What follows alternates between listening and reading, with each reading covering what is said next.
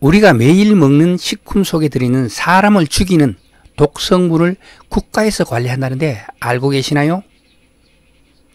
ADI, 즉 일일 허용 섭취량과 무독성량 또는 무작용량을 뜻하는 노엘, 그리고 농약 허용 기준 강화 제도라는 뜻을 지닌 PLS 제도란 무엇일까요?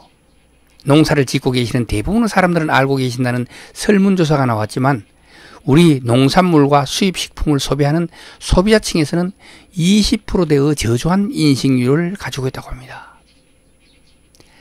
안녕하십니까. 팔공산 조경과 구들장입니다. 2020년 7월 12일 일요일입니다. 어제 경북대학교 수목치료사 과정에서 농학 시간에 ADI, 즉 일일 허용 섭취량과 그리고 노엘, 무독성량, 그리고 PLS 제도에 대해서 배웠습니다. 독을 희석하면 약이 된다. 맞습니다. 모든 물질은 시간이 지나면 사라진다. 맞습니다. 어떤 물질이라도 시간이 지나면 약효가 떨어져 사라져간다는 뜻입니다. 축적성 물질은 첨가제로 절대 쓸 수 없다. 그렇죠. 아무리 소량이라도 체내에 축적된다면 쓸 수가 없다는 것입니다. 자, 노엘이란 무엇을 뜻하는 걸까요? 노엘은 최대 무작용량이라는 뜻입니다.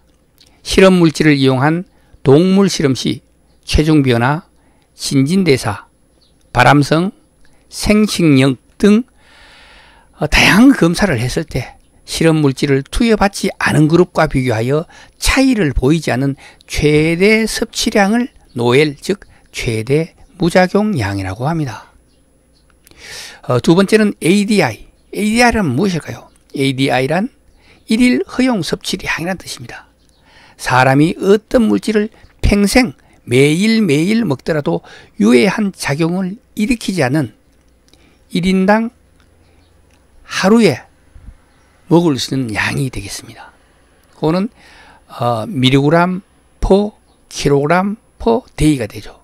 하루에 몇 킬로그램인 사람이 몇 미리그램을 먹을 수 있다. 이런 뜻이 되겠습니다. 자, 마지막으로 가장 중요한 PLS 제도. PLS 제도란 무엇인가? PLS 제도. 농약 허용 기준 강화 제도라고 합니다. 포지티브 리스트 시스템이죠. 잔류 허용 기준이 설정된 농약 이외에 농약이 등록되어 있습니다. 그런데 우리나라에 등록되지 않는 모든 농약은 2019년 1월 1일부로 일률 기준 이하만 적용하는 기준 강화 제도입니다. 일률 기준은 얼마냐면 0.01ppm입니다.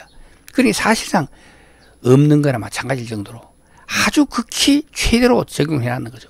물론 미국 같은 경우는 저 나라 농약회사를 보호하기 위해서 제로를 채택한다는데 우리는 그래도 0.01ppm을 채택했습니다. 이건 거의 없는 거나 마찬가지로 보면 됩니다.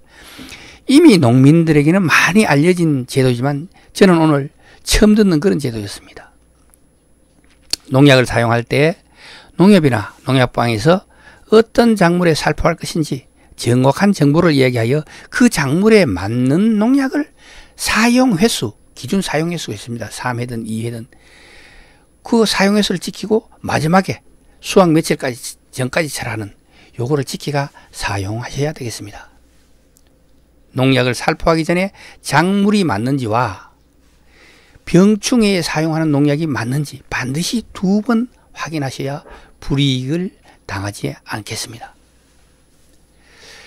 농약 허용 기준 강화제도 PLS에 대해서 더 자세히 알아봐야 되겠어요. 왜냐하면 우리 소비자들하고 직접적인 연관이 있고 그리고 생산자들은 불이익을 당할 수가 있어요. 그렇기 때문에 다시 한번 알아보겠습니다. 허용물질 강화제도인데 농약 허용물질 강화제도란 쉽게 말해서 농약을 더욱 신중하게 사용해가지고 더 안전한 농산물을 생산할 수 있도록 국가에서 관리한다는 그런 뜻입니다. 모든 농약은 사용할 수 있는 농작물과 병충해, 용량 등을 정해서 등록하고 있는데 특정 농작물에 등록되지 않은 농약을 사용할 경우에는 유사한 농작물에 설정한 잔류 농약 허용 기준을 임시로 정해서 사용해 왔는데 그것이 2019년 1월 1일부터 시행되고 있는 이 PLS 제도에 0.01ppm이라는 최고의 기준을 적용해 가지고 사실상 그 농약을 거기에 쓰지 못하도록 하겠다는 겁니다. 등록되지 않는 건 쓰지 못한다는 거죠. 그러니까 예를 들자면 취나물을 농사 지으면서 A 성분이 들어있는 농약을 사용했다고 가정했을 때, 그런데 A 성분의 양이 특정 농산물에 얼마만큼 남아 있어야 안전한지를 판단할 수 있는 기준이 없습니다. 이럴 경우에 A 성분이 등록되어 있으면서 취나물과 유사한 작물인 뜰깻잎에 적용되는 기준, 즉 0.1ppm을 잠정 기준으로 잔류 농약의 적합 여부를 판단해 왔습니다. 그러나 이제는 새로 도입된 일률 기준을 적용해 가지고 그보다 10배 강화된 0.1ppm이 아니라 0.01ppm 이상 검출되면 부적합 판정을 받게 되는 것입니다. 새로운 일률 기준으로 적용을 하는 이유는 첫째, 안전성이 입증되지 않은 농약을 사용한 수입 농산물을 차단하고, 둘째, 우리 농산물의 농약 오남용을 방지하기 위해서라고 합니다. 그리고 부적합 판정을 받은 농산물은 출하가 연기되거나 폐기 또는 과태료부과 같은 불이익을 받을 수 있다고 합니다. 그러니 농업인 여러분들은 각별한 주의가 필요하다고 합니다. 그렇다면 부적합 판정을 받지 않기 위해서는 어떤 대비가 필요할까요? 가장 중요한 것은 농약을 안전기준에 맞게 사용하는 것입니다. 첫째는 농약을 구입할 때는 농약 판매상에게 해당 작물과 병충해에 사용하는 제품이 맞는지 꼭 확인하셔야 합니다. 꼭. 둘째는 사용하기 전에 포장지 라벨에 사용하고자 하는 농작물이 표시되어 있는지 확인하고, 마지막으로 농약의 사용 시기와 횟수에 대한 기준을 꼭 지켜달라는 겁니다. 그리고 마지막 출하, 수확 며칠 전까지 칠하, 요것도 꼭 지켜야 되겠죠. 우리 농산물의 신뢰와 농업 경쟁력을 한층 높이는 농약 허용물질 등록 강화제도, 농업인 여러분의 관심과 노력이 더 필요할 것 같습니다. 오늘은 즐거운 점심 시간입니다. 그래, 도시락이 좀 바뀌었죠. 신선한 바람이 솔솔 부는 경북대학교 녹지대 나무 그늘 아래서 맛있게 점심을 먹었습니다. 오늘의 PLS 제도에 대한 이야기는 여기까지 하도록 하겠습니다. 지금까지 803 조경과 구돌장이었습니다. 끝까지 시청해 주셔서 대단히 감사합니다.